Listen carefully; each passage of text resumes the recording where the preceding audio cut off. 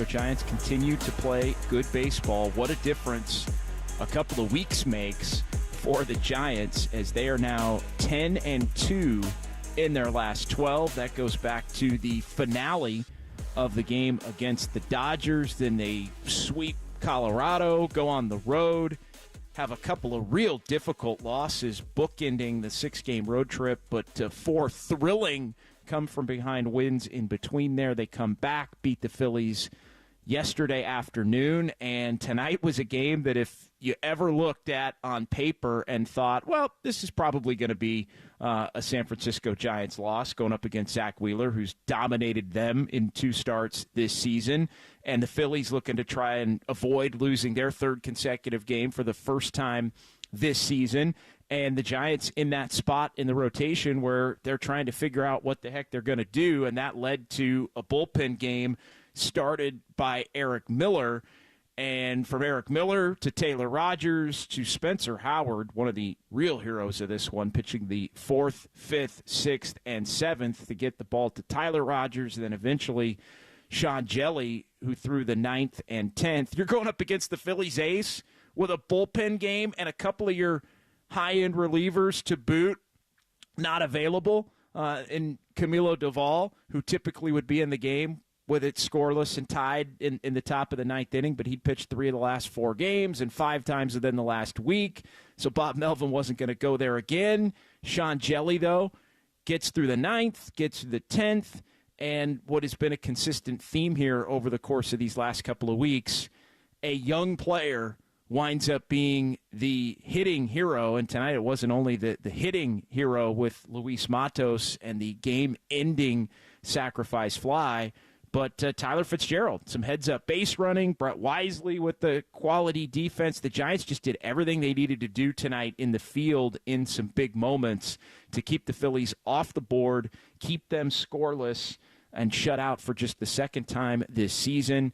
And the Giants able to cash in the automatic runner in the bottom of the 10th. Fitzgerald brings San Francisco home a winner again. They take the series against the Phillies in what I think could possibly be the best win of the season, given those circumstances. The opponent, the place in which the Giants were in their rotation, going up against the Phillies ace, and I know there'd been a lot to choose from over the last couple of weeks. The finale against the Dodgers, the 4 incredible comeback wins, 2 in Philadelphia and 2 against the Mets. Hell, I think you could even maybe throw yesterday's ball game in there and jumping out to the lead and then falling behind and rallying back to beat the Phillies on Memorial Day. But I think so far tonight's game probably goes down as number 1 and the biggest statement win that I think the Giants have to date,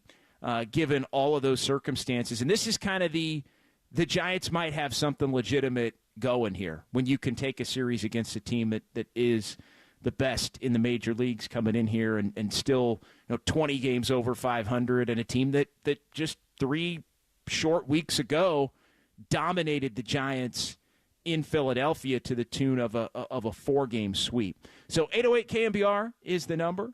415-808-5627. It's John Dickinson here, Sports Phone KNBR on a Tuesday night on the Sports Leader. Appreciate everybody watching tonight on YouTube and Twitch, as well as listening on the KNBR stream. Give me your heroes from this one, and there are many to choose from. And is this the biggest win for the Giants this season?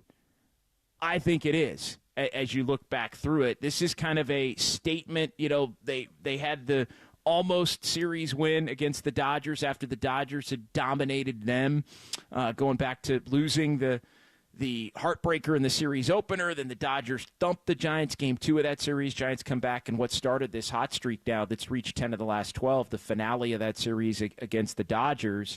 They didn't win that series, but to win against the best team in the majors and to do it when they have their ace going against your soft spot in the rotation in terms of bullpen game on a day where you learn that you're going to be without one of your best hitters, if not your best hitter, in Lamont Wade Jr. with the grade 2 left hamstring strain here for the next month potentially to come out and extend the momentum and keep it rolling and have an opportunity to go for a sweep and get in front of what could prove to be an incredibly difficult week for the Giants here this week, with one more game coming up against the Phillies and then the off day, which will be much needed in the 3-game series against the Yankees before this team goes on the road and takes on the two teams that were in the World Series in Arizona and Texas a year ago. 808 KNBR. Let's kind of run through just some thoughts on this one. Just a massive Giants victory, and you look at the job that the bullpen guys did with Eric Miller getting through that first inning. Fourth-round pick by the Phillies, opener for the third time, strikes out Real Muto and Castellanos in that first inning. He does his job to get through that. And look, Wheeler was dominant tonight for Philadelphia, but the one thing the Giants were able to do is make Zach Wheeler work. 19 pitches in the first, 19 pitches in the second, 19 pitches in the third, and yes, he had 9 strikeouts, and yes, the Giants weren't doing a lot in terms of traffic or hits against him, but they were having lengthy enough at-bats to where the thing that you always want to do in a game like that when you're up against an ace is get the game beyond the ace. You want to get the game beyond the big-time pitcher, and the Giants did that, and then they ended up winning it against the Phillies' best relievers, which might be just as impressive as getting the game beyond Zach Wheeler. But the way the Giants had to do it, just tremendous on this Tuesday night. City Connect Tuesday is the City Connect mojo back for the Giants. They got thumped a couple of weeks ago when they broke those unis out for the first time in 2024 against the Dodgers. Not tonight. Tonight felt more like a lot of these City Connect Tuesdays that the Giants have had here over the course of these last couple of years. But, Eric Miller, big time, getting through that first. And then the guys that went the multiple innings, I think, as far as the pitchers in this one, the relievers, Taylor Rogers, second and third inning, huge. Matt Chapman with the brilliant bare hand in the top of the second. Ball off the glove of Taylor Rogers, gets Marsh for the final out of the inning. And then Taylor Rogers gets through the third inning and hands it off to Spencer Howard, who did have some big league experience, but not much and not a lot that went well. But Spencer Howard, I think, the big-time hero, because somebody, even if you're going with a bullpen game, has to pitch the bulk innings, has to pitch the big innings. And Spencer Howard was that guy, the first Giants reliever in a couple of years to toss at least 4 innings without allowing a run in his team debut.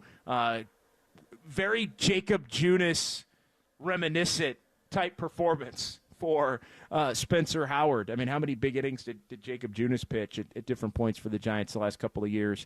But Howard with the 4 Ks, 5 hits, scattered about, in a little bit of traffic, but able to work his way out of it. I think Spencer Howard gets a big-time nod for San Francisco in this one. And then the job that Jelly did in not only the 9th inning, but the 10th without Duvall being available. And a nice, clean 9th inning. And then in the 10th inning, getting Clemens to ground out. Marsh goes to third. And the key at bat for Jelly was getting Baum, the pinch hitter, pounding him in, forcing him into the weak grounder to first. No run scores. You get the second out. You intentionally walk Schwarber, and you get Real Muto to ground out to short into the fielder's choice 6-4 to end that inning and get it to the bottom of the 10th, where the Giants would cash it in. Speed on second. Tyler Fitzgerald back in the majors after going to AAA and being the player of the week in the minor leagues. And the Phillies walking Elliot Ramos, Wilmer Flores getting Fitzgerald to third on the fly out to center field, and then Luis Matos. With Mike Yastrzemski on deck, I thought it was a little bit of a favor the Phillies did in pitching to Matos, but I think what they wanted to do was get ahead of him and make him chase. They were thinking get Matos to chase and then get Yastrzemski for the third out of the inning, and it wound up where they gave Matos too good a pitch to hit, and while Matos didn't get a hit, he was able to club it deep enough to left field to where Fitzgerald was able to bring the Giants home a winner in this one by a final of 1-0. So 808 KNBR, let's get to the phones. Is this the biggest Giants win of the season? Suddenly, from the brink of despair 2 weeks ago to this team's a couple of games over 500, and it's a different team than it was a couple of weeks ago, literally. Like different players playing the bulk of the time out there on the diamond, an infusion of young, a balance, and just a vibe of can beat anybody and can come back from any deficit. So all really good signs. And, oh, by the way, even at 2 over 500, the Giants right now are the second wild card in a very mediocre National League to this point with basically 4 good teams in the first third of the season. And so you could the case say this team that the Giants have put out there, really going back to the first week of May since that last Philly series, is significantly better than the team that they had the first month plus of the season.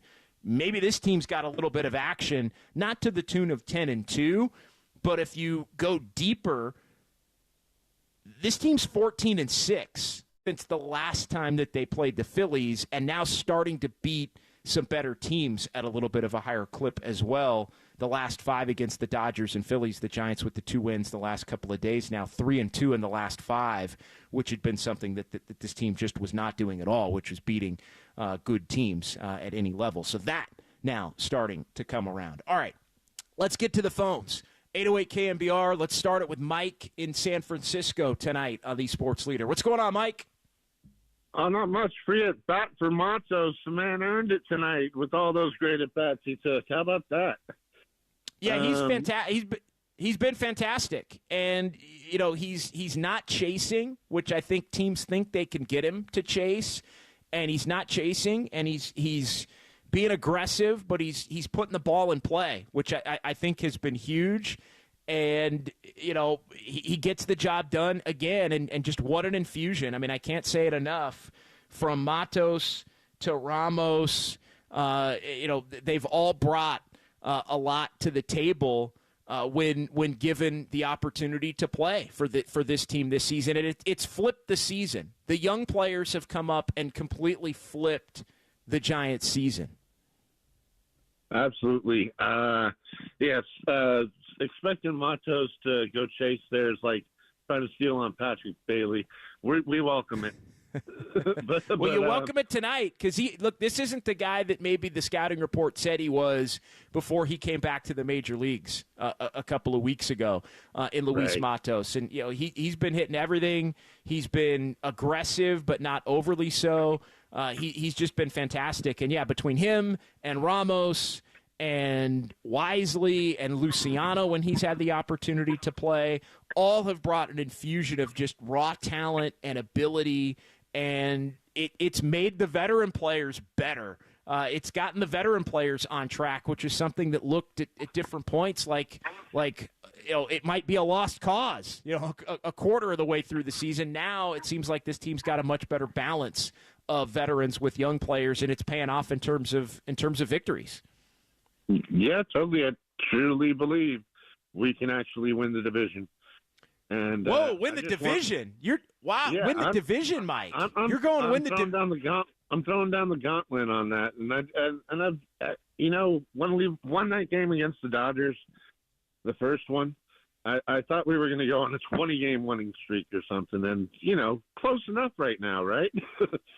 But like the main thing is, I've been enjoying watching this team every day and seeing the micromanaging done and how the management has absolutely nailed it on calling up guys up and sending them down. Like, how about Spencer Howard knows how to make friends. Like, that was a great performance by him today. And I liked the pull he had on who was it you mentioned? Former pitcher for us a couple of years ago. Zach Wheeler? Oh no, the man you mentioned earlier. But don't worry about it. he reminded you of him. Of Junis. Junis, yeah. Junis. Zach Wheeler never actually pitched for the Giants, but Junis a couple of years ago, yeah. Yeah, so like they like today on a bullpen day to get 4 innings out of them and shutout innings. That was something. No, big time. Hey, thanks for the call, Mike. Really appreciate it. Sure. Have a great night. Yeah, have a good night, Mike. 808 KNBR, the number. Mike's line open for you to join the conversation here as the Giants get the win. 1-0 over the Phillies in 10 innings. They do it in tidy fashion tonight. Quick ball game over at Oracle Park. And this team now 2 games over 500. A chance to go for the sweep tomorrow with Kyle Harrison on the mound against a team that come in with the best record in baseball. Connor in San Leandro next here on Sports Phone KNBR on a Tuesday night. What's going on tonight, Connor? Hey, JD. Really good to hear your voice. I want to say that we really, in that, I think you called it despair, that bout of sadness that preceded this incredible run that we're currently on. I think that it cannot be overstated the effect of Patrick "Pop" Bailey coming back from that concussion. I mean, a strike him out, throw him out in the middle of the game. Talk about a way to make everyone feel invincible when you've just lost Lamont Wade Jr. That was just so important. It makes me so happy that Buster Posey is in the building. And just going a little bit bigger picture, I feel like Giants fans should be even more grateful about Angel Hernandez retiring. Everyone, every team, all 30 of the teams are really excited about that. But specifically with the Giants, Pop Bailey is more than just, an incredible pop time. He's also already top 50% of the league in terms of starting catchers and their ability to frame pitches. And that's just a few years in. I really do feel like we can actually build this franchise around our new star catcher.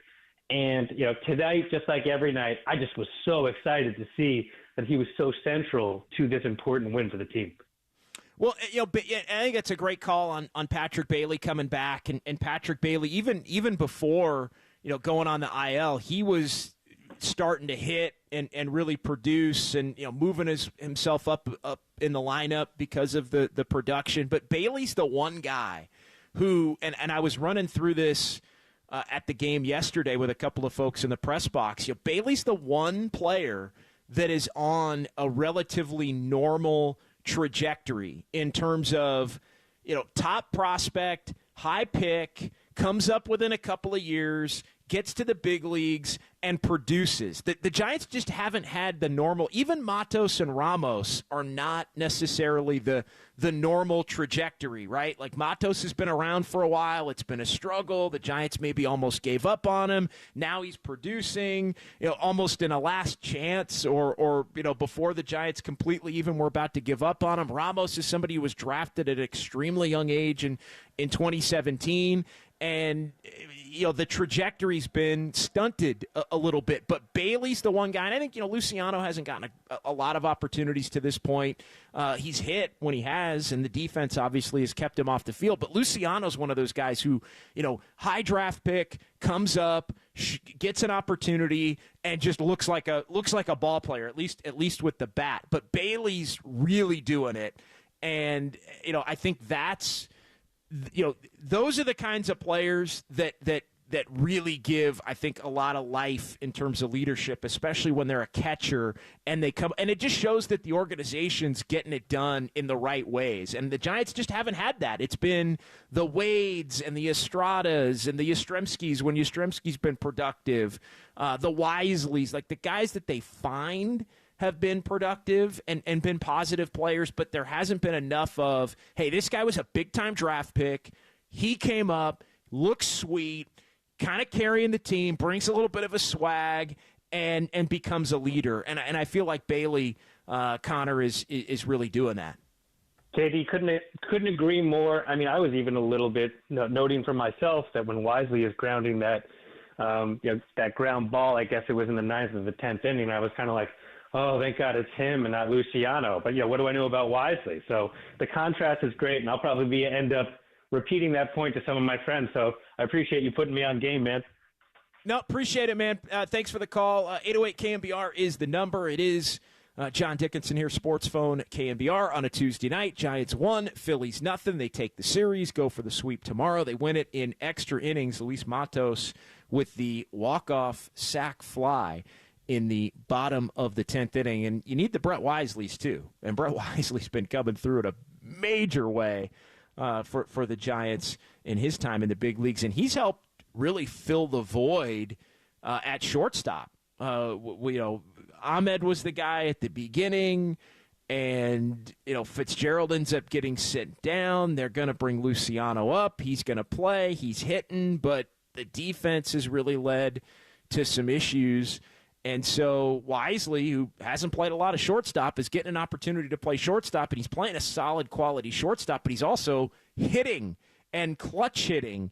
And so, yeah, Wisely's been a fine. Like the Wisleys and the Wades and the guys like that have never been a problem for Farhan Zaidi to find it.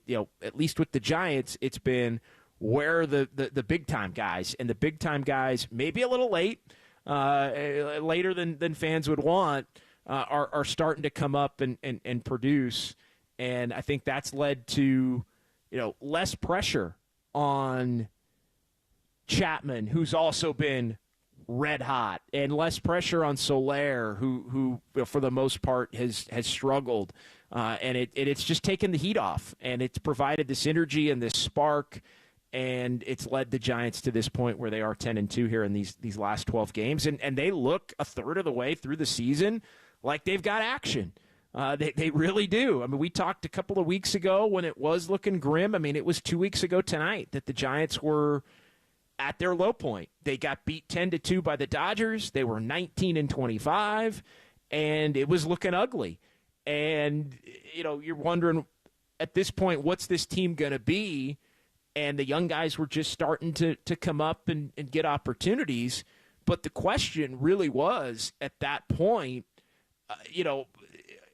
do they get to a point where they're getting buried? Because they weren't. They were still even 6 under 500 at that point. They were 2.5 back of the final wild card. And because the Major League Baseball added the extra wild card, there's always going to be that baseline of if you can get to 500, you've got action. And the big question for me a couple of weeks ago, how long does it take to get to 500?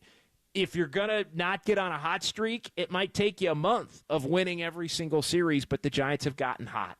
And that's where they've been able to flip this thing quickly, and it's all the comebacks, and it's the excitement. And let me tell you, when teams prove that they can come back early in a season, it stays with them. Think 2021 Giants. And I'm not saying this team's going to win 107 games, and we all know that was a wild overreach of what that team's talent was, but they showed early that they had the ability to come back, and they came back all season long, and it helped stoke the fire as to what became a truly special season. And I think, that's what this team's showing. It's not the wins, but the way that they've been able to win, which I think carries a little more weight. And now you're seeing it start to translate against some better teams. John in Yuba City next on the Sports Leader. Hey, John. Hey, John. Nice job tonight. Way to go, Giants. I don't think Melvin's getting enough credit, Bob. You can see it in those young players that he gives them confidence. It doesn't look like or feel like the last few years where it's been Russian roulette, where guys are in and out of the lineup. They're in different positions. They're going back to Sacramento. They're coming back up. Even though they've made a lot of moves, it's not the same kind of moves. It's not the same kind of vibe. You don't have a quirky manager. You got a guy that's pretty stable. And you just see that he's got the attention of these players, and they're playing for him. And I think that's a huge part of what's going on right now, because they finally got their young guys up here, and he's letting them play through some mistakes, and he's giving them confidence. And that's how you come back and win games, and that's how you get guys to kind of get to that next level. And I think that's one of the key factors. And Melvin did that over in Oakland with a lot of young players and a lot of young teams. Yes, he did. And they had a number of different seasons, John, in Oakland. 2012 and 2018 are two seasons that specifically come to mind where they hadn't been good in a couple of years, and they got off to poor starts in those seasons. And the team by the end of May and into June was a different team than the one that they broke spring training with at the end of March or in early April. And those teams came around, got to 500, and then got really, really hot. And by the end of those years became, almost unstoppable to the point where they were going to be at least playoff teams. Now, we know the story in the playoffs, and it was a different story, highly competitive, but some heartbreaking losses. But I think given the way the last couple of years have gone and the way every year for the Giants has gone, except for 21, going back, to 2017, I think Giants fans will take one of those years where, by September and October they're playing meaningful baseball and just have a chance with some young players who look like they're a part of this thing for years to come. Well, these young guys now aren't looking over their shoulder. You can see it. You can see the fact that, a guy like Matos the last few years with, Farhan moving guys in and out and forcing them to play different positions and what have you. You could just see the confidence was that he had to chase just to try to stay up. He didn't want to go back down, so he's going to take more risks. Now they're much more relaxed. You could see it in their composure at the plate, especially those guys. And I was never worried about the Giants pitching this year. I still think it has even more upside when guys get healthy. But yeah, it's been fun to watch, and I give Melvin a lot of credit. He's starting to take over as the leader of that baseball operation. I like it. Well. And the one thing you knew, John, was that they weren't going to fold. Like that, as things went bad, you knew that at least I had the confidence because of Bob Melvin that it wasn't going to get catastrophically bad. Like it may not get to where where it's gotten to as quickly. I don't think I'd be lying to you if I said I thought that was going to be the case.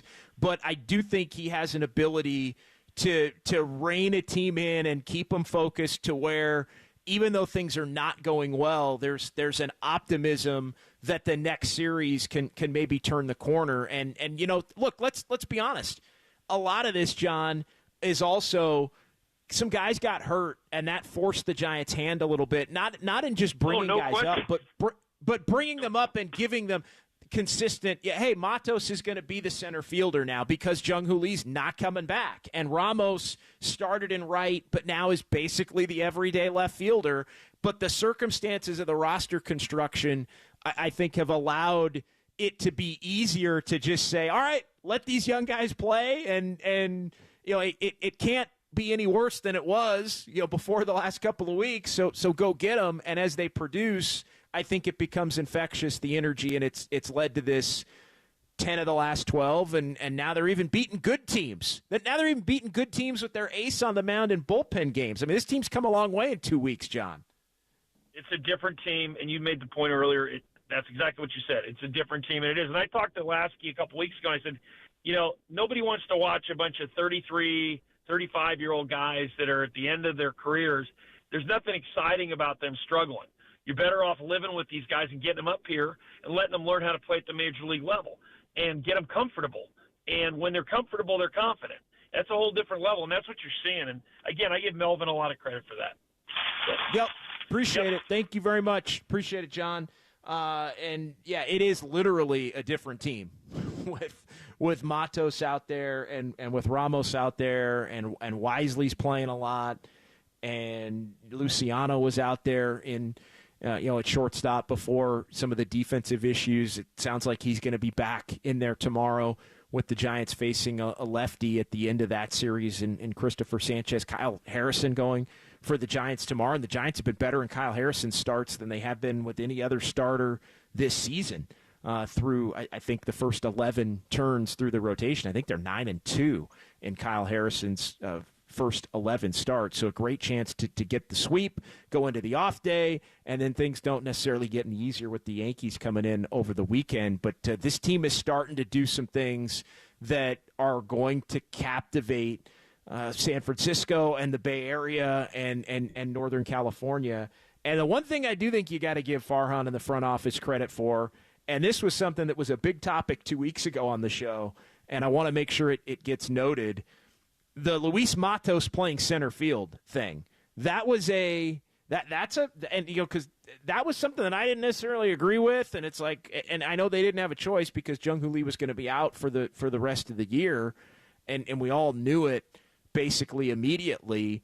But who's going to be the center fielder, and Slater's hurt himself, and Matos is up, and the front office was the group that said, hey, let him play, and he'll figure it out. And they did that even a little bit last year. They saw him as a potential center fielder even last year, despite the fact that he played a lot of corner. And given the time to be out there and feel his way through it, he has become a much better center fielder, which has provided, I think, some stability to know that he can be that guy, and Ramos can play left, and now Yastrzemski can play in right field a majority of the time. Dave in Sacramento is next. 808 KNBR, 415-808-5627. Golden State Lumber and Building Materials text line and the phone lines as well. And that's where Dave checks in here tonight. Hey, Dave.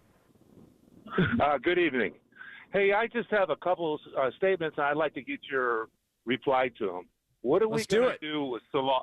What about Solar? Are we locked into him because of his salary? He is terrible. I mean, he pulls the ball to third base and double plays, and that strikes out. And the other subject I like, what are we going to do when Conforto can come back? They talked about trading him, but I think he'd be a good right fielder, actually.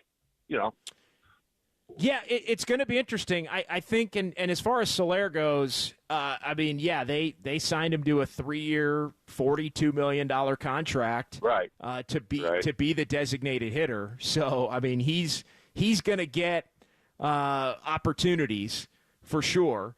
And so I think you're going to have to live with it, and he's going to have to come around. And be more productive. Now they've already dropped him to sixth in the lineup tonight, which I think is an attempt to try and take the pressure off. So you move him around. I think eventually what happens if he struggles for a lengthy period of time, I think eventually what happens is you start playing the hot hand, and I think that's where Conforto coming back, if Ramos is going to stick around, then maybe Ramos moves to right field some days, and Yastrzemski becomes a pinch hitter. Or Conforto plays left. In that scenario, Conforto would play left. But you're moving guys around. Now you still have roster moves that have to be made, and Slater's going to be coming back at some point too. That's another outfielder that would be in the mix. So there are going to be some tough decisions. They're going to have to keep Wisely up because Wisely's hitting and playing shortstop. He's been the first real two-way, able to play solid shortstop and also hit.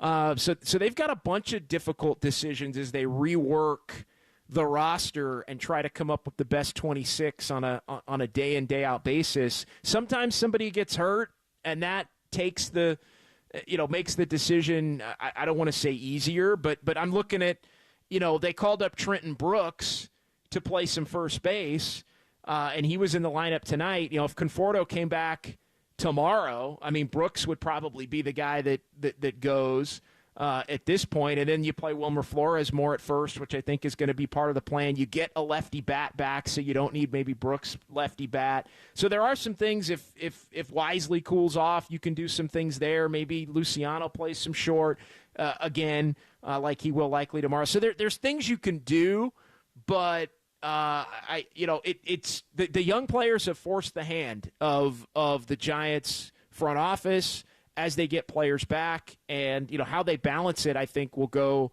a long way toward determining just how far and how deep this roster is. Because if you manage it correctly and you limit certain guys and you play matchups in certain situations, you can use it to your advantage. And maybe Conforto gets hot for a month. He was hitting at the beginning of the year. And so, he can be a productive player. So I don't think it's necessarily the worst thing in the world, but a lot of the times timing is everything, Dave, when it comes to when you send, when somebody's available to come back and when you send somebody else out and do they have options and all of those different kinds of things. What else you got on your mind tonight, Dave? Well, you've answered most things. Conforto, can he not play right field? I thought he could.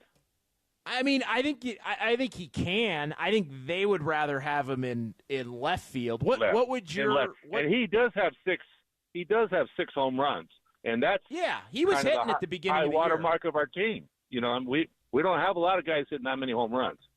No, although quietly, Estrada's got 8, Chapman's got 8, and even Soler's got 6. Quietly, he's got 6. Yeah, quietly.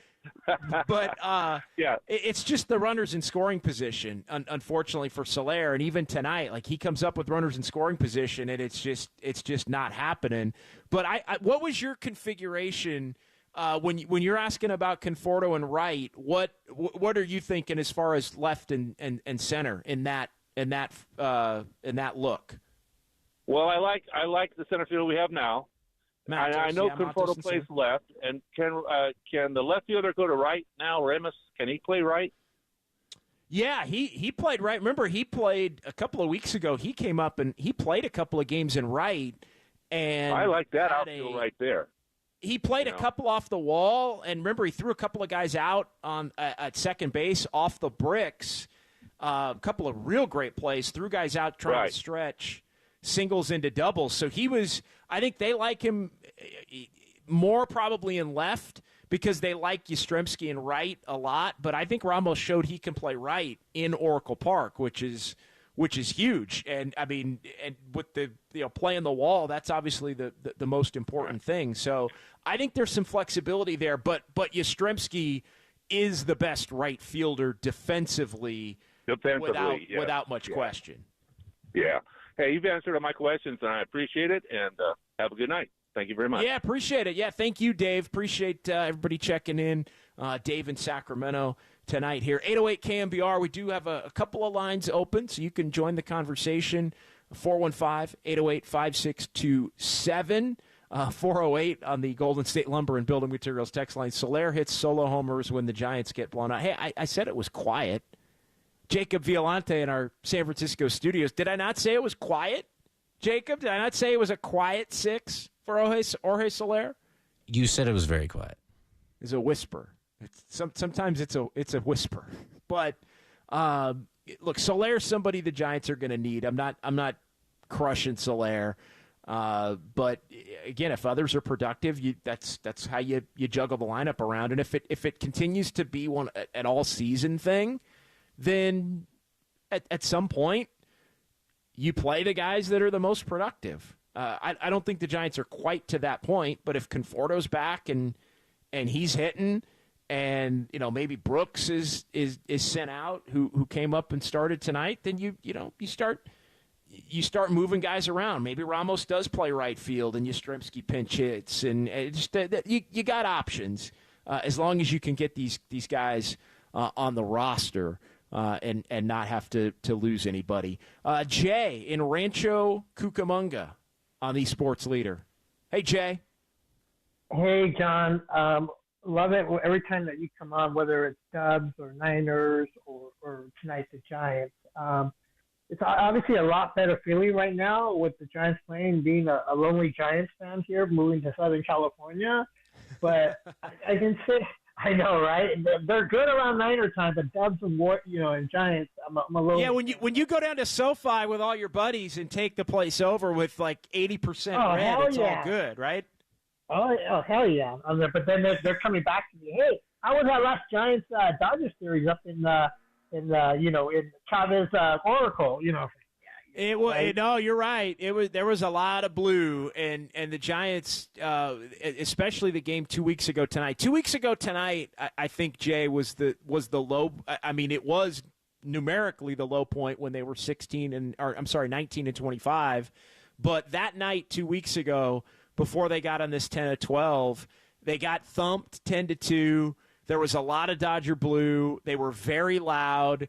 The Giants were 0-5 head-to-head against the Dodgers. I mean, it's crazy how quickly things can change. But 2 weeks ago, it really looked bleak, and Giants fans were kind of getting their noses rubbed in it by all the Dodger fans at the ballpark, and it was really a deflating night. And I was on that night, after Game 2 of that series.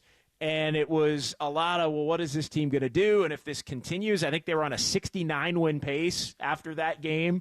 Now, obviously, things are much better. But yeah, I mean, look, they're a wild card team right now, Jay. How can you not be a lot more optimistic? No, I'm very excited, and with all the the hand being forced to bring up the so-called rookies, but I think the thing that I'm a little nervous of, I know a lot of people are giving credit to Bob Melvin, and yes, giving him credit, it should. I still think these guys would not have been brought up because, I mean, I look at Bob Melvin from other teams that he has played with. He seems to still, I mean, like a lot of other managers with the veterans, and I'm worried when the Slaters and even Conforto and all of them are coming back. It's like, oh no, I know you were just talking about who's gonna, the decisions they're gonna have, but like, let's just give them one more try. These other guys, like, next thing you know, you just break the vibe up, and then you're like, what happened? I'm hoping they make the right moves, and not everyone's gonna come in, but like, I'm looking at guys like Slater. I'm like, I'm sorry, and even with Soler, when you're talking about, at least he hit 6 quiet bombs, as you like to talk about. I mean, and then he also had like what if he got hit in the head too? It's injuries further. But like, I'm just nervous with what's going to happen when these guys start coming back. And don't get me started on Snell. All right, so. Well, Snell's got to be better, flat out. I mean, Snell's the one. I think I know the hitters take the headlines because the Giants have struggled so mightily to develop hitters, and then the guys that have come up haven't produced, and then the guys they signed. Chapman up until a couple of weeks ago wasn't getting it done, and he's been maybe one of the best hitters in the major leagues the last couple of weeks. But as much as the hitting always is the hot topic because the Giants typically find pitching and guys pitch well in that ballpark and all of that, I think Snell I think he's been the biggest disappointment of any of the guys that they brought in to this point by a wide margin. And even yesterday, I know the conversation has been that he's yesterday was progress even, and but no, I mean it's June. Like, it's going to be June the next time he starts, and I know he had the comments about not having a spring training, and look, we can debate whose fault that was. Like, for all the fans that will say, well, dude, you could have signed sooner. He can say, well, teams should have paid me sooner because I'm a Cy Young and a 2-time Cy Young. So I think there was a lot of cat and mouse going on with the contracts, and the Giants were trying to basically get him at more of a discounted rate. Snell wasn't going to do it until the last minute, and it's part of the story, I think, both ways as to why a pitcher who typically struggles early in the season has struggled even more at the beginning of this season, and it's taken him even longer to get it right. I think everybody's confident he will get it right, but you paid for more than 20 20 good to great starts, I think, if you're the Giants. But again, they didn't sign him in December either. Which maybe they would have paid more, but they also would have had him in day one in spring training, which he went on to say yesterday was is pretty important. I don't know. I hope he does turn it around. I heard Mike Krukow this morning on the morning show saying like he's the last 3 months half pitcher. Like, he is. I don't want. Yeah, I know that, but I don't want that. I get what I get on there, but.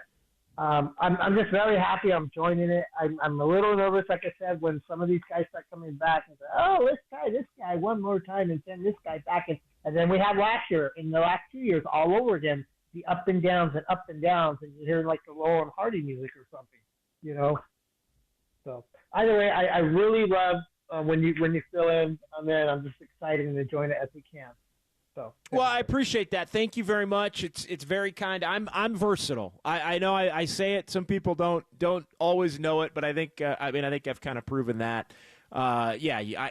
Giants, Dubs, 49ers, all good, all gravy. And I am going to be doing a lot of these home game nights here on Sports Phone coming up here, and I'm going to be in. I think I'm going to be in with Lund a couple of days this week. I'm going to be in with Tom tomorrow after the ball game. So yeah, tomorrow afternoon right here, and then back next week for 3 night all the night games next week.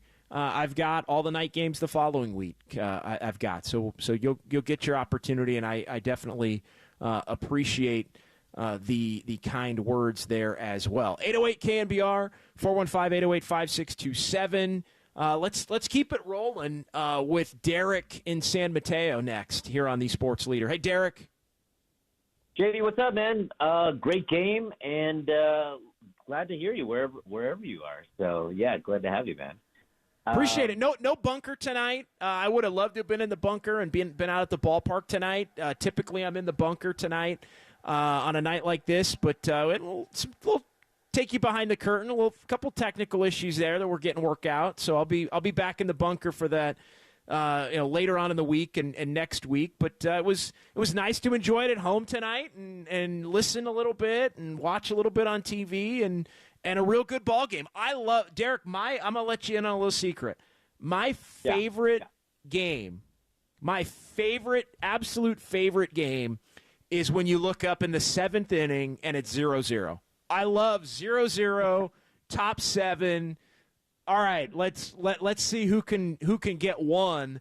I really like it. It's rare. I really like 0-0, top 9, top 10. But anytime you look up and it's 0-0, top 7. That's my favorite kind of baseball game. Everybody has their different likes. I know Kipe was saying on the television broadcast he wants home runs and guys swinging the bats and all those things. But I like a 0-0 going into the late innings. Yeah, no, I agree with you. Like I enjoy that. I think everyone enjoys whatever the 13-0 stumping to in the 5th inning, whatever too. But this is a good game, and the reason why I was calling is the reason why this was a good game at 0-0 in the 7th is because we were having a bullpen game against Zach Wheeler, and I've been the biggest critic of the bullpen all year, and I had very, very low expectations of what this bullpen was going to do in a bullpen game against the Phillies, who've crushed us all year. You threw up Schwarber and Harper, all these things. I was expecting it to be maybe 4-0 pretty quick. The fact that they kept it together and put a shutout together, I will give the bullpen their flowers today. I'm not going to say that they're going to be great the entire year because of one game, but I will, give them their credit where credit's due. And guys like Eric Miller, who I've been kind of down on all year, he had a good first inning, and everyone just kind of put it together. Sean Jelly, who I'm kind of good or bad. And it was a great team win. And I think that, when you look at this team today with a game like this, you're like, okay, we'll have our injuries. It sucks that Lamont's going down, but, we'll pick it up. And I'm so glad that the kids really are putting together great at bats. The defense is keeping it together, and it looks like a team that I didn't expect in the beginning of the year to like, but it's becoming a great team, and it's something that I actually want to pay money and go to the ballpark for. You know what I mean? Well, that and that's exactly what the Giants want to hear, no doubt. And 34-655 tonight, and that's the thing. I have this conversation a lot with people around the station, Derek. It's not necessarily can this team be good or bad or any of that. To me, it's more, can they be compelling? Can they capture the city? Can they capture the Bay? Can they capture Northern California? And, when you win the way that this team has won the last couple of weeks, that's how you do it. It's not just, all right, you win a couple, you lose 3, you win 2. Conforto did this and Soler did that, and Nick Ahmed hit it's are you compelling? Are there it's oh my God, wow, can you believe what Chapman did with the glove or with the bat, or Matos is crashing into the wall and making catches and robbing home runs and hitting the ball all over the ballpark. And Ramos has got energy. And who's Wisely, right? Just, another one of the Farhan finds. But you're doing it in dramatic fashion. And, that's when I think fans get compelled. That's when they sense something potentially, at least for a season, that might be special, and that's when it goes beyond just, this team might be good. It's captivating, and the last couple of weeks have been captivating, and I think that's the path that it gets people excited, Derek. Yeah, no, it's reminiscent. I mean, I don't want to call it that early, but it's reminiscent of the years when Timmy came up, and then Brian Wilson came up, and Panda came up, like all these guys that are homegrown, and you're like, wow, these are the guys that we drafted, and they're actually producing, right? So I don't want to go that far just yet to say, like, okay, we're there. I mean, we still have to produce results, but I mean, it has that feeling, right? Versus, putting in some veterans that are like, past their prime, whatever, and you're like, okay, maybe they're supposed to produce what they're supposed to produce. But yeah, it's got that feeling, and we'll see how it goes. I hope we get into the playoffs. We still have the Dodgers to contend with, who are just going to be amazing. But it's got that feel, and I love it. I'm going to let you go. And yeah, thanks for taking the call. Appreciate it. Yep, appreciate it. Thanks, Derek. Derek in San Mateo here. Giants get the win over the Phillies, 1-0.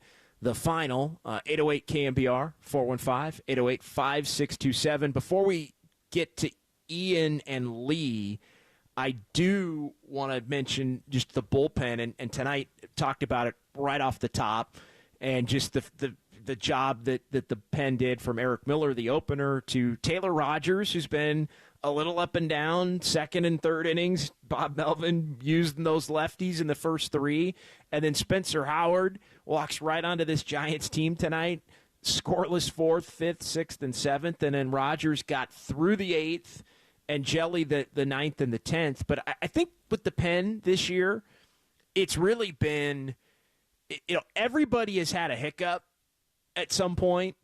But for the most part, I think everybody's been pretty good. Miller, I think, has been pretty good. I think Walker's been pretty good, but he's had a hiccup here and there. Jelly's been really good since he come up, but even he had a hiccup or two. Doval has gone, seemingly gone from not pitching at all to maybe pitching a little too much. Luke Jackson's had a couple of tough outings in some inopportune moments. But when he came back from being injured, I think he had 10 of 12 where he was scoreless, basically, in terms of innings pitched. But the couple of times he's given up runs, it's been costly. And so there starts to be, a little bit. Every team has that one or two relievers that just take the brunt, and I think Luke Jackson has been one of those guys to this point. But you could really point at all of the guys that have been up this year, and while I think most of them have been mostly good, they all have one or two memorable games. But I think top to bottom, there are enough quality arms in the pen to where the Giants are going to be able to pick, I think, the best 8 at any particular point in time and get through it and be able to work their way through and have a pretty quality bullpen by the end of the year. And you can always add at the trade deadline if you wind up feeling like you need to do that. 808 KNBR, let's go to Ian in Livermore next here on the Sports Leader. What's going on, Ian? Not much, JD. How you doing?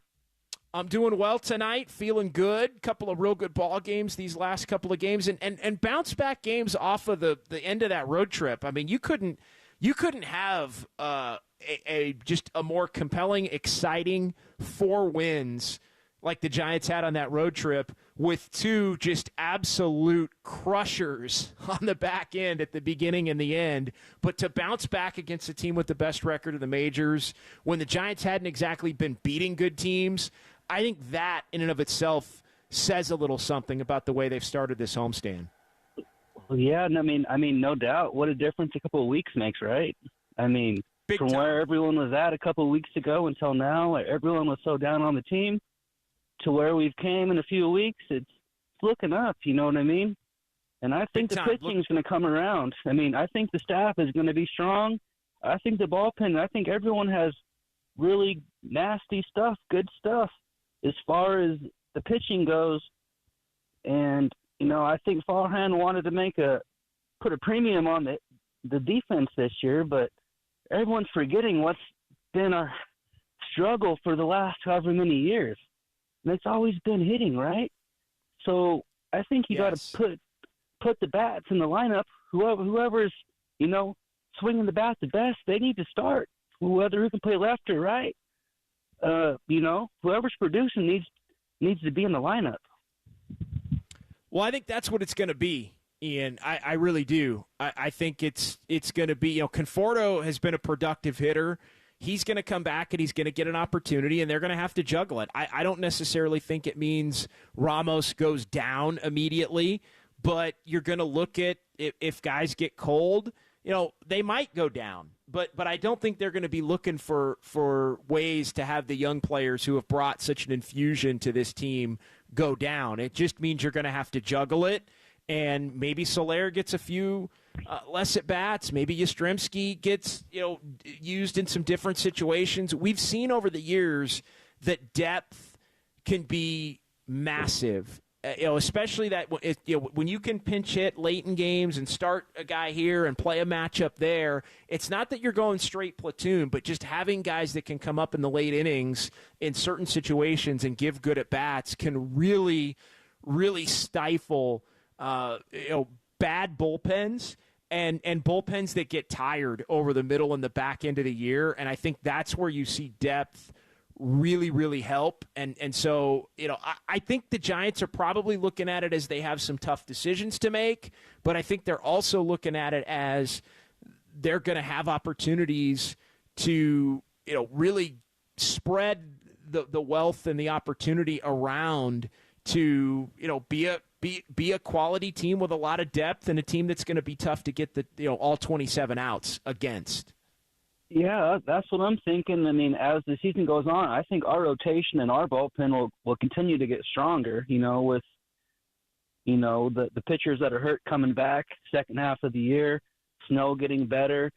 And then, you know, like you just spoke on, the depth of the team, it's good to have, you know, some pinch hitters and some guys that are coming off the bench that are formidable. I mean, we all love Austin Slater, but the way he started the year, I mean, can't we keep him in AAA for a little while and let him try to get his groove back before we're replacing him and bringing him back up and sending the kids back down that have kind of, when we got Casale back and then, you know, Matos and Ramos, I feel like that, you know, obviously, you know, what's it, 10-2 in the last 12? I'm not sure, but I don't see how you could bench those guys at the moment for some of the guys that struggled to start the year. You know what I mean? Yeah, and look, you can't do that with Slater because he's out of options. So, you know, Slater's somebody that they'd have to put on waivers and maybe lose to another team. Do you think anyone would grab him right now, though? Would any other major league roster want to? You know what? That's I think somebody probably would, just for the reason that over his career he's hit left-handed pitching extremely well, and I could see a team that's looking for an outfield platoon bat, a guy that can pinch hit, and say, hey, we'll take a shot on him and play him with another left-handed bat, and maybe he'll hit better than he was, you know, with San Francisco in the early go. And sometimes that's all it takes. Sometimes a little break and a change of scenery, and all of a sudden the guy's coming up in the late innings and he's hitting bombs off of lefties. And you know, so I actually do, and he plays a solid outfield as well, and he's a veteran. You know, good leader, good clubhouse guy type. So I actually do think somebody would take a shot on Slater. So they're going to have to figure it out and be creative as far as that goes. But again, you know, sometimes it winds up taking care of itself with other injuries and guys going down at different times. Oh yeah, with the rash of injuries, with Wade going down today, and then Conforto going down and everyone else who's been hurt over the last few weeks. And then, in 2 weeks, who knows? There probably might be a little bit of slump in the lineup. There might be someone who is struggling. One of the guys, the guys may you don't hope for it a little bit. Well, you don't hope for it, Ian, but maybe Ramos has an 0 for 20. You know what I mean? You don't hope for that, but maybe he does, and that means he goes down and comes back up, a little bit later. So yeah. I feel like and then maybe Slater Ramos gets hot, and then you can trade him. Maybe Slater helps you and becomes tradable to where if you want to give a younger player an opportunity, then you're at least getting something for him that can be of use maybe in another area. Yeah, find a prospect, someone maybe that we could, like Farhan, he has a lot of – he pulls people out of the hat like a rabbit, you know what I mean? You never know what team he's scouting next on, what AAA player that you might want to poach off another team, you know what I mean? No doubt. Ian, thank you for the call. Player. Yeah, no, absolutely. Ian, thank you for the call. As you listen to KNBR 104.5 and 680 San Francisco, the sports leader. 808 KNBR is the number. Let's get one more in here, Jacob, and then we'll pause. And as always, I like to keep it rolling. We got some Bob Melvin, we got some Sean Jelly, we got some Spencer Howard to get to here in the 11 o'clock hour. I like to talk to the people though when we have them. So let's clean up Lee and Clear Lake. We'll pause after that. And then we've got more calls to get to, and we'll get to some of the post-game sound here. But, yeah, an hour, commercial-free from 10 to 11, Sports Phone KNBR following the Giants' 1-0 win in 10 over the Phillies. Lee in Clear Lake next on the Sports Leader. Hey, Lee. Hey, how you doing, buddy? I'm doing very well tonight, Lee. What is on your mind? Excellent. I love the 1-0 win. I love the youth movement and seeing Chapman produce lately. I'd like to switch it up a little bit and talk about this generation of superstars. I'm a little concerned with giving all these young stars the big money and seeing them not produce after getting the contracts. Ohtani's, one of a kind, so we set him aside. But you look at Lindor, you look at Julio Rodriguez, Correa in Minnesota, even Tatis and Bogarts.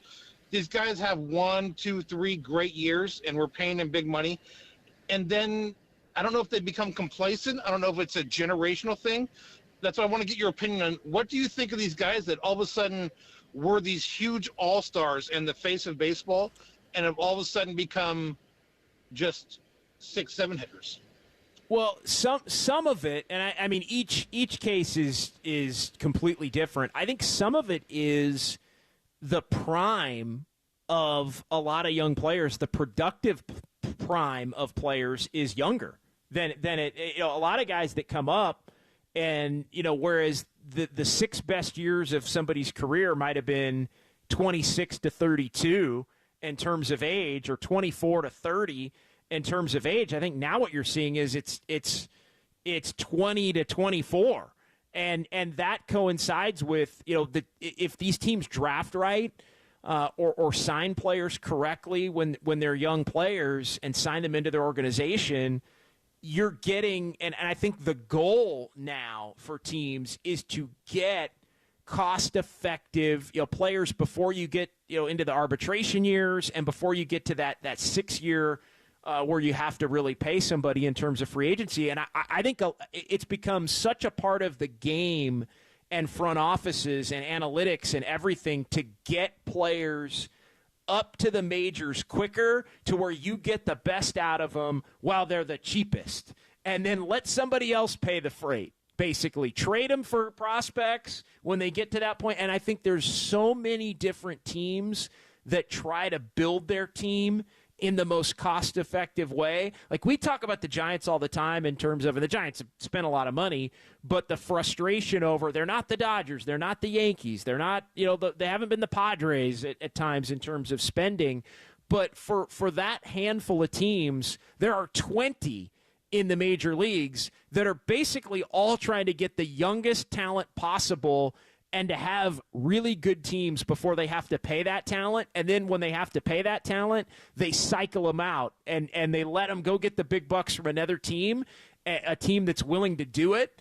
And then unfortunately we're seeing a lot of those players become less productive, but the team that brought them up and trades them, they're on to the next Lindor. Well, I mean, look at the Guardians. The Guardians are crushing it right now with a bunch of young players. So I think it's more the nature, Lee, of the way teams are built and the way front offices are trying to get the most cost-effective talent as quickly as possible, and it's made the primes of a lot of these players younger than we're traditionally used to. Just a theory. I totally understand that. It just seems like in the last year or two, teams are now offering first or second year players these huge contracts. Like Julio Rodriguez, he comes out, has a stellar first year, and even myself, I'm like, oh, this is the next guy. This is the next guy. And then he signs that big contract, and does he become complacent or what? But following up with that, he's a 250 hitter this year. Yeah, and you know what? That's a different example. I mean, because he is still 23. Like, he's somebody that should still be in that scenario, and they tried to give him the big time contract before he gets to that fifth or sixth year, and it really gets even more expensive because they want to be able to keep him around. And then maybe he's going through the growing pains of a lot of young players in terms of the adjustment. And then I don't know. I'm not going to question what's inside somebody without knowing, but I'm sure for some it might be you work from a very young age to be able to get that, and then once you attain it, maintaining it maybe isn't as important. I mean, I think that's in throughout all sports. I think you see that in the NBA. Sometimes you see it. You see it less in the NFL because of the non-guaranteed contracts and the quick churn in terms of teams moving on, at a bunch of different positions. But I think there could be something too. You work so hard to get to that point where you make that life-changing generational wealth, and then maybe you do let up a little bit after you get it. So I guess what I'm trying to get at is maybe these 1 or 2 year contracts are better for baseball because the player still has to produce to get another contract versus signing these mega deals for 7-8 years and getting complacent. Yeah, I think you could see a shift, and look, a lot of organizations do that. I mean, they let it play out, and if a guy, and I know the rules have changed a little bit in the CBA in terms of arbitration and when guys are able to get paid more a little bit earlier than they used to, in terms of like if you come up and you're outstanding those first couple of years. So I think it's become more beneficial to the team that wants to keep those players around beyond the 6 years to maybe try to do that. But I think if teams are doing it and there's a trend that players aren't going to be productive, then I do think it maybe goes back to the old way where it's like just pay as little as you have to until somebody truly becomes a free agent and see how it goes, and then maybe you move on at that particular point in time, the way the Guardians did with somebody like Lindor, the way Washington did with Soto before he went to San Diego and then ended up with the Yankees, and the Marlins with Stanton going back. I mean, maybe that eventually becomes more of the norm, back to the way it used to be. Hey, I appreciate your time. I just wanted your opinion. Hey, you're awesome. Yep. Keep it going. Good call, man. Appreciate it. Yeah, hadn't totally thought about that one, but happy to try to give you a little bit of an answer here on the fly. Appreciate you, Lee. 808 KNBR, 415-808-5627. Let's go ahead and pause here. We will come back. We do have a couple of phone lines open. We will also hear from the Giants clubhouse as they get the win over the Phillies. Big-time win. Is it the win of the year for the Giants? I think you could make the case that it is. Still time on Sports Phone KNBR here on KNBR 104.5 and 680, the sports leader.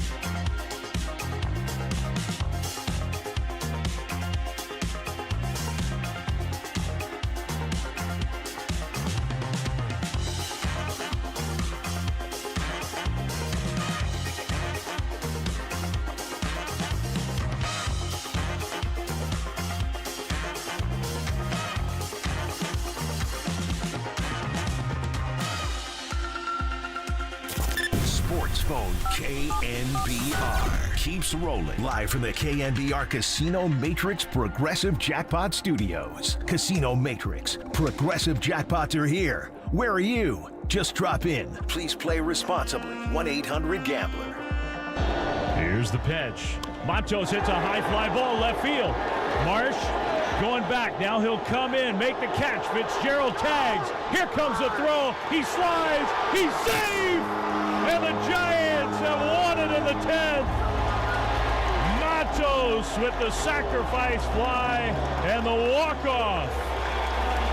And the Giants go toe-to-toe with the Phillies tonight. And their ace, Zach Wheeler, they pitch a shutout in 10 innings, find a way to get that run home here in the bottom of the 10th, and they beat the Phillies 1-0.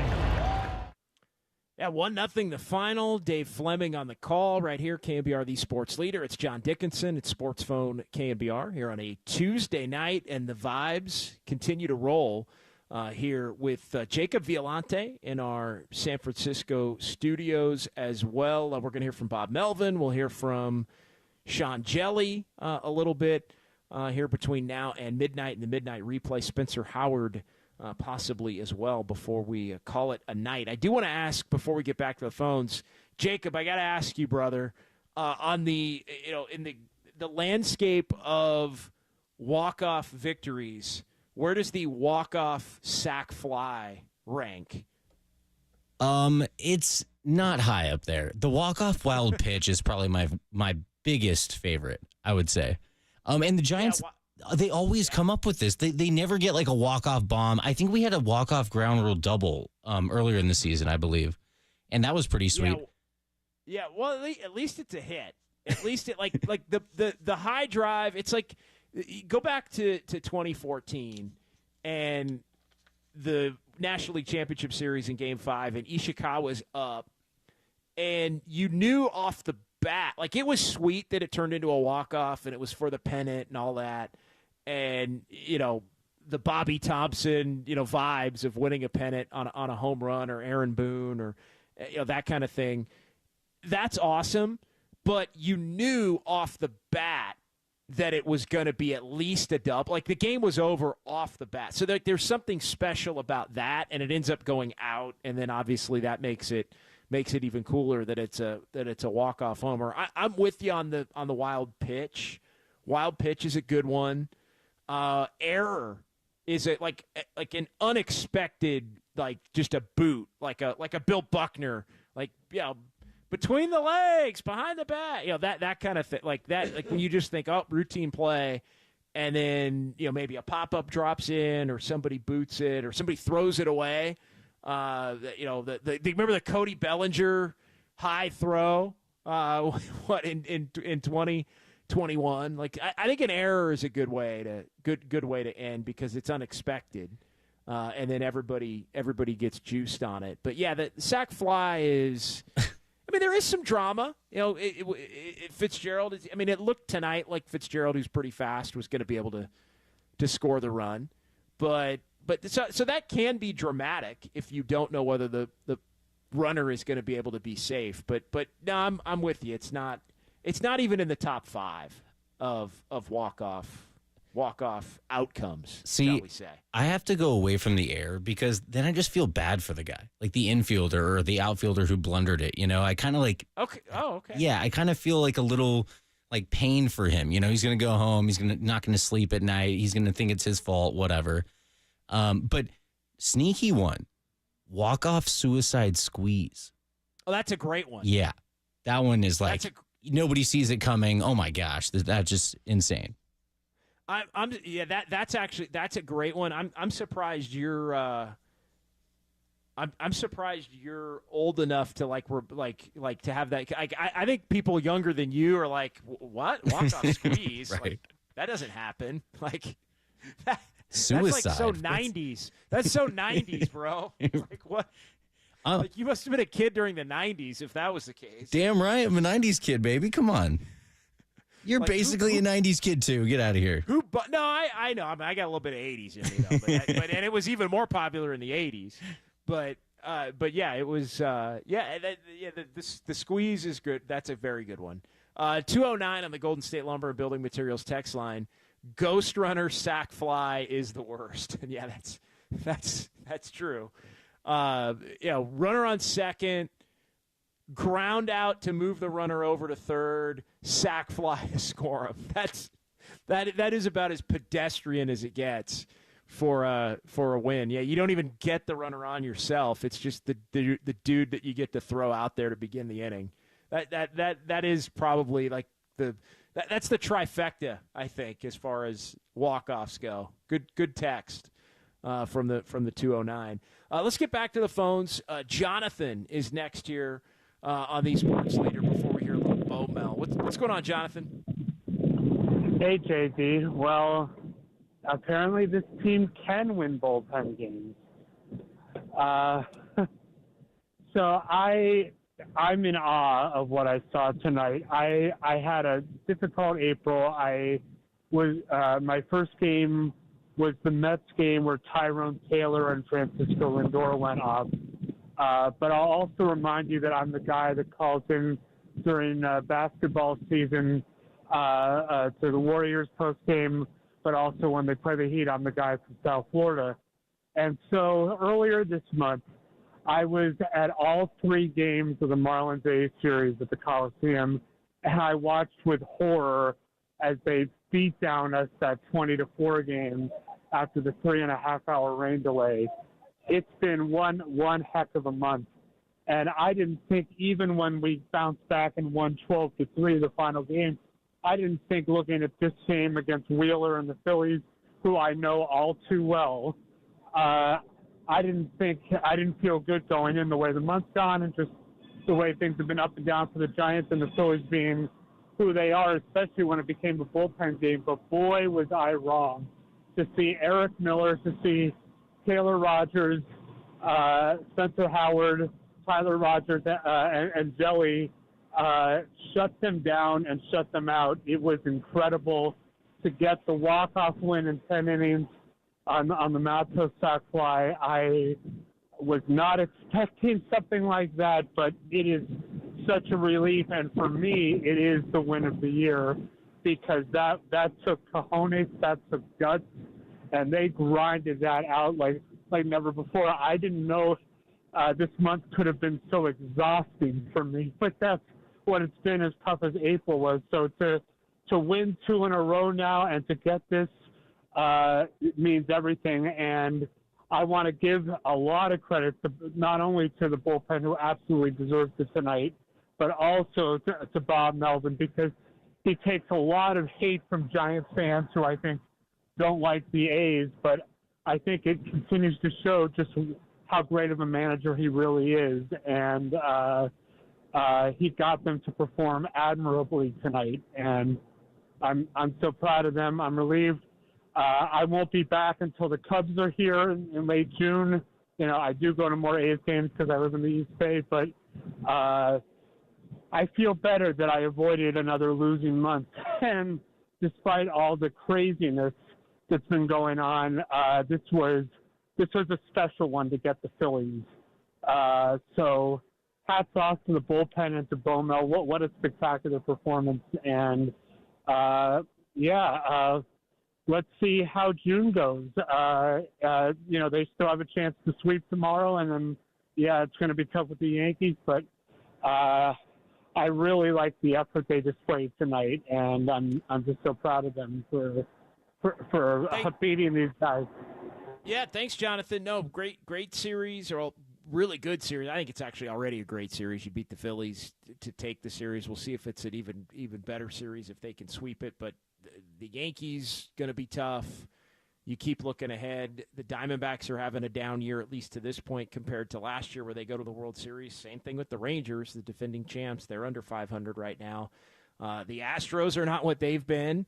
And then you're playing the Angels and the Cubs and the Cardinals before you come back and play the Cubs and the Dodgers and then go to Atlanta and Cleveland, who are playing excellent baseball. So the next month is going to tell more of the story, but the Giants are going to play a lot of teams over the course of the next month that are basically of similar record as them, and many who are worse. So we'll see if the mojo continues here. But to get off to the start this week, winning the first 2 against the Phillies and getting the bad taste out of their mouth from losing the game in New York to close out the road trip with a chance to go 5-1 on that trip, to bounce right back, get right back on the winning track, and to beat the team with the best record in the majors is a huge deal. So 208 on the Golden State Lumber and Building Materials text line. He's not a ghost runner. He's an automatic runner. I know. I fell into the – usually you will always hear me say automatic runner. The texter had said ghost runner. I slipped 208. I'm actually with you. I'm not going to belabor it, but I'm actually with you. In calling it an automatic runner. Semantics to some, but typically I roll with that. So appreciate the text and the nod from Idaho. Let's get Boomer in the East Bay. Wants to chime in on the different ways to win games. What's going on, Boomer? Give me your favorite way to win a game in a walk-off, and then maybe your least favorite. Yeah, well, JD, I'm driving to the East Bay right now on the bridge, but I wish I was at Mario's Cigar Bar, sitting outside drinking a cold one right now, as I'm sure you do too. You probably know this. I learned this today, that right now in the minor leagues, they spend 3 or 4 days a week with the full human umpiring system, and then the other 3 or 4 days, which however they split it, using the challenge system. So, one of the worst ways to win a game is coming, which is on a challenged strike 3. This will be in 2025 in the big leagues. That's going to be painful. Although we do it, I guess, in like basketball when we're waiting to see if a shot beat the buzzer or not. But it's going to feel weird when you're waiting 15 seconds to hit the light show from the stadium lights, start flashing them. I'm not looking forward to that. That is excruciating. Yeah, that's Boomer. That is excruciating. It's bases loaded, bottom 9, ball 4, and Ramos flips his bat, and everybody comes out. He walks to first, and it's like, nope. Actually, I think that was a strike. Actually, no. You're called out. 3-2 count. Actually, you're out. On to the 10th inning. You're right. That's a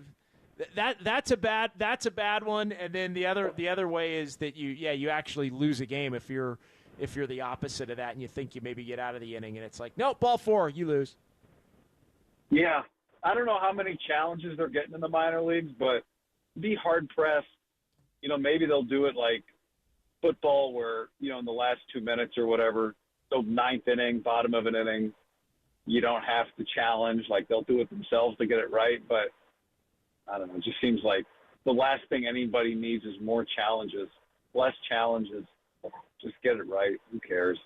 The question I had for you, JD, was if this team, and maybe – slap me if I'm talking crazy, but if this team can get to the postseason, Billy Bean's A's always had trouble in the postseason. Can this team win a playoff series, this group?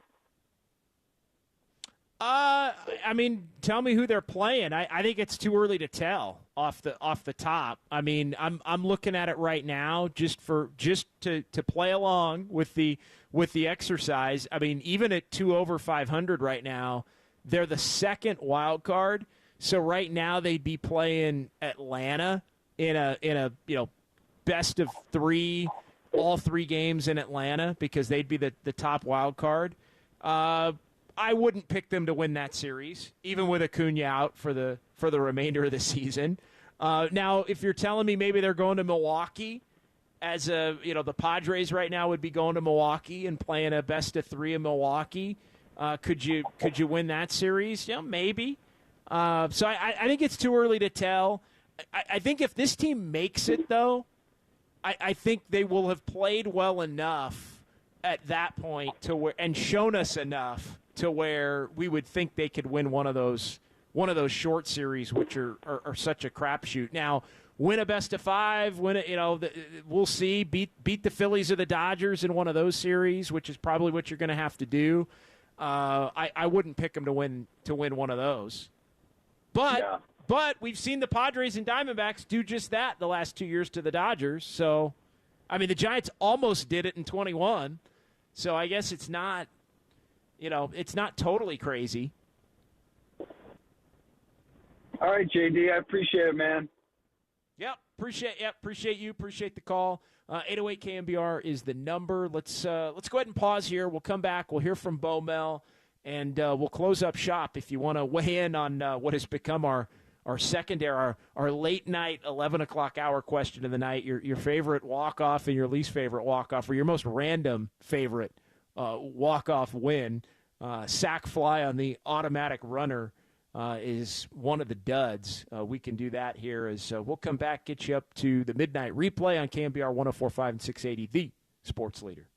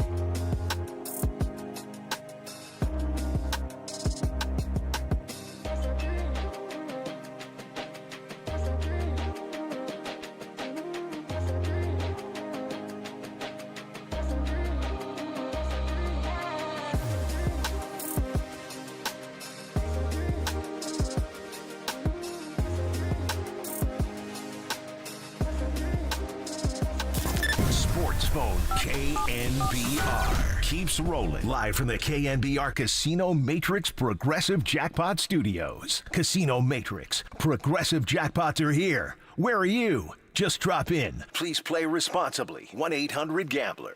There he goes. Pitch is swung on and missed. Throw to second. Great throw. The tag by Wisely. He's out. The inning is over. Schwarber strikes out into a double play. Only the second time this year that he's been thrown out. The Phillies may actually claim that no, they're not gonna ask for a replay review. Out. Yeah, no review necessary. He was out. Bailey, the strike him out, throw him out in the inning. That was in the top of the fifth. John Miller on the call there. And then another heads-up defensive play in the sixth as Wisely threw out Real Muto, trying to go from second to third on a Bryce Harper grounder. And so the Phillies wound up wasting the leadoff double in the sixth as Spencer Howard did the job for the San Francisco Giants in this one. 4 shutout innings. Giants go 10 shutout innings between Eric Miller, Taylor Rogers, Spencer Howard. Tyler Rogers had the 8th, and then Sean Jelly the 9th and the 10th as the Giants win 1-0 on the Luis Matos walk-off sac fly to take the first 2 of the 3-game series against Philadelphia, with the finale tomorrow, of course, right here on KNBR, the sports leader. We were talking about wild ways to end games and walk-off wins and the best and worst and all of that. It led Jacob Violante to the walk. I remembered a walk-off balk, and I'm thinking, who was the walk-off balk? And I couldn't figure it out for about 30. And I was like, oh, I mean, Giants fans are probably screaming right now. Santiago Casilla in July of 2016. I was actually covering the game in my previous radio life in San Diego. It was a Saturday. It was right after the All-Star break, and Santiago Casilla had a walk-off balk to bring the Padres home a winner in what would be a series the Giants would get swept in, part of their cold stretch to start the post-All-Star break portion. They went to New York and Boston and couldn't get a win. It was all great before the break. It wasn't so great after the break. But, yeah, walk-off balk is up there among the weird and uninspiring. How about this note also? And I appreciate it was Chris Babcock, at Chris Babcock 2 on Twitter /X, with the note on Matt Strom. We talked about Zach Wheeler and the 9 strikeouts in 6 innings, and he was dominant against the Giants in 2 starts, but they were able to work the count, get him out of the game after 6, and then it was all of the best relievers for the Phillies in this one, and Alvarado was out there, and Hoffman, but then in the 10th, Strom was somebody who had been exceptional. The not earned run tonight, the first run allowed by Strom since March the 29th. So Strom had been unbelievable to this point. And so the Giants not only did it against Wheeler, but they did it against everybody in that Phillies pen, including the lefty Strom, who I think they got a little greedy on as far as going after Matos. When Matos was they were gonna pitch to Matos, I was thinking, damn, like that's bold. You know, why not just put him on and go after Yastrzemski? But if you go after Yastrzemski, who's been a little better left on left lately, then you're gonna probably have to face Estrada, and I don't think anybody wants to face Estrada with the game on the line and the potential base hit. And the other thing about Estrada is all the infield hits that Thairo Estrada has been getting. This season, was it 50? He's got 15 infield hits in the first, third of the season. So impressive JD stuff there. You know what? What's up, Jacob? You know what that shows me? I'd love to see it. That's a hard 90, bro.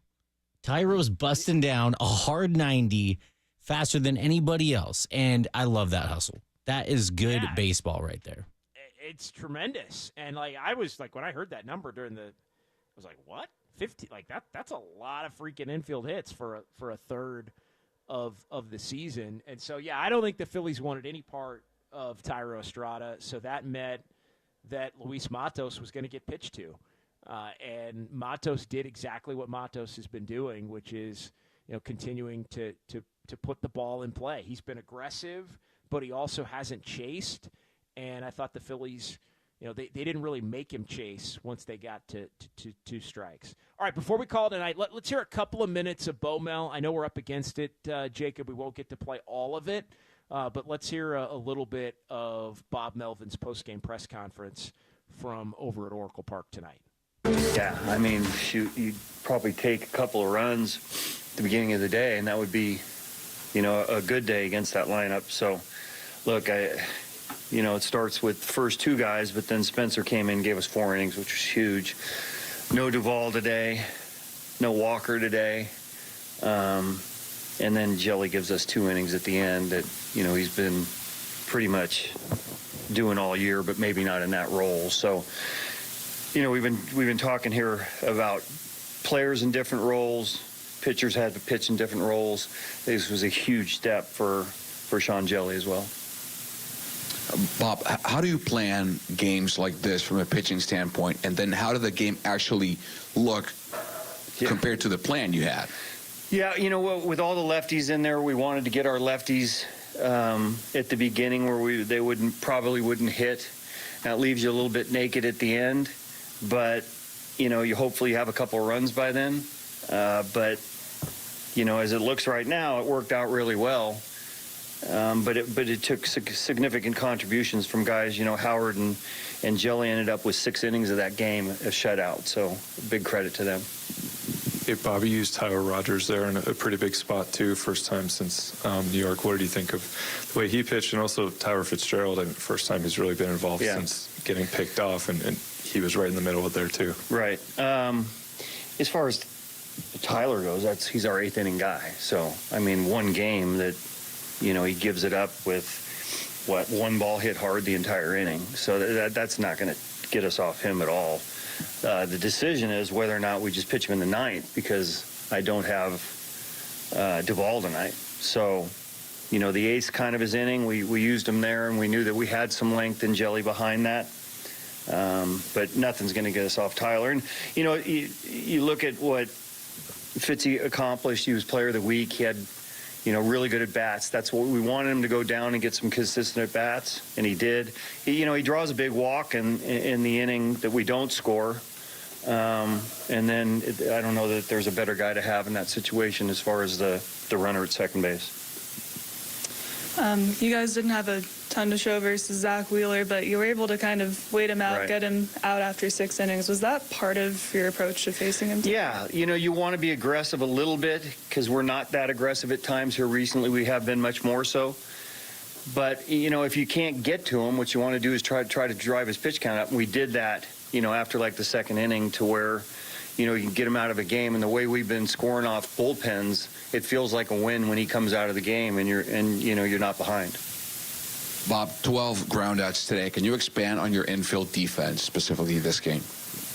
Look, it's been pretty solid all year. So, anything hit over on the left side typically has been good for us.